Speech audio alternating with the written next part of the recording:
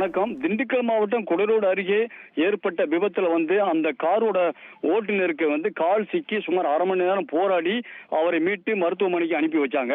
மதுரையில ஒரு தனியார் மருத்துவமனையில சிகிச்சை பெற்ற ஒரு உறவினர் பார்ப்பதற்காக 3 நபர்கள், அந்த ஓட்டுநர் உட்பட 3 நபர்கள் ஒரு ஆம்னி கார்ல போயிட்டு திண்டுக்கலுக்கு வர்றாங்க.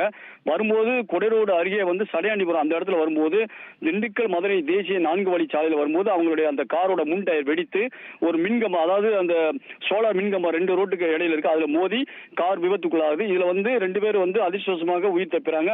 அந்த ஓட்டுநரோட கால் அந்த காருக்கு முன்பகுதி ரொம்ப சேதமடைஞ்சனால அதுல சிக்கிக்கிறாங்க. இது குறித்து தனியார் கிரேன் மற்றும் அந்த பக்கம் தனியார் ஆம்புலன்ஸ் சென்று பொதுமக்கள் உதவியுடன் அவர் சுமார் அரை மணி நேரத்துக்கு மேல போராடி அவரை மீட்டு தனியார் ஆம்புலன்ஸ்ல சிகிச்சைக்காக திண்டுக்கல் அரசு மருத்துவமனை அனுப்பி வைக்கிறாங்க.